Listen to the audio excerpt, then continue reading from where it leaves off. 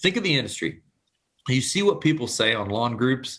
It's our goal to set a new standard. Like, I've seen crazy things about how people fire or what they do or pile trash. And I mean, I've wanted to do it all, but you have to be professional. So don't text, don't argue, do not give excuses. That just infuriates everyone more. And do not say, okay, then fuck you then. Keep it cool, keep it collected. We're professionals. First, state the issues you're concerned with. So you state what the problem is and be clear so they understand. If you're at this point, it's a valid concern. If you've reached the breaking point where we're moving on to firing, it's a valid concern. Now, you let them say their piece. So now you're having a transaction, and if they start to elevate here, you still keep calm. You still keep cool. This is not your place to be mad. They can be mad all they want, but this is just for them. So third, you tell them you appreciate the time you were able to work together, but at this point, we'll no longer be able to work together, but we'd love to get you a referral on someone who could be a great fit.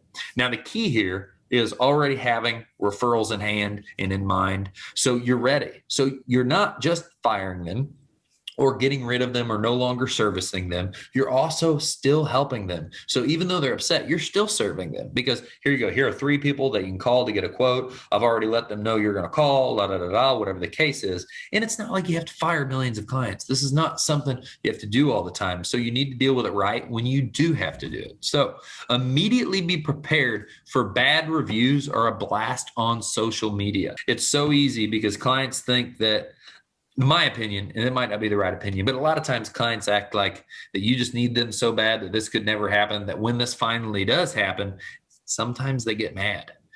So this is where having a designated marketing or public relations professional is ideal. I know not everyone has that, but you can always ask for opinions. I'm very lucky to have someone that can write really, really well to spin our situations in the right direction. We can spin even the worst review into good press. We've done it. Perfect example. This is exactly what I'm talking about. This wasn't even a bad client, but these are the type of things that will happen.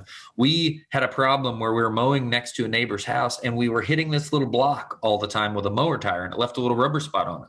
And they got extremely mad at us, left a horrible review on Facebook, and I offered to do $1,600 of landscaping free just to make it right. They never answered. They refused. And basically, we just did everything to show we would do the right thing for everyone. And then so we shared this, and other people saw what we were willing to do to make it right. And people saw that this person was someone that she had complained about Subway not putting enough meat on a sandwich. So it's very transparent what it was for future people to see when they read our reviews. So we create a brand where people you aren't even friends with or necessarily have worked with are rooting for you and saying that this person is wrong and this does not reflect your company's standards of experience. This is where it's super important to gain reviews, because you're going to get bogus reviews and you're going to get ridiculous reviews like the one I just explained. And you want to bury that stuff with all the people who love you, because the people that are doing stuff just to be angry, that shouldn't count. But you got to have reviews to go against that. When you reply to bad reviews, when the situation comes up, and if it's from firing a client, don't do it for them. Remember, anytime you ever reply to a review, you're doing it for every future and present client. State the issue, but use empathy. Apologize for the mistakes your company's made, the things you've screwed up, and for not being the right fit. A lot of times companies and people just aren't the right fit, and you just can't make it work. It's like a bad marriage that should never have happened.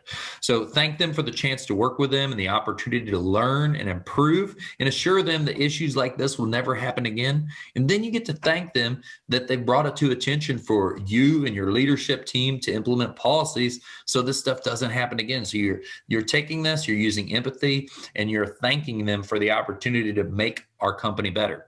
And that's a huge, huge point. So finally, we're going to take everything that's happened in this situation. We already had a terms of service. We tried to prevent it. We got to where things were bad and we had to fire a client. And now we're going to take this situation and we're going to add it to our terms of service. So whatever crazy thing happened, add it to your terms of service on how to handle it in the future.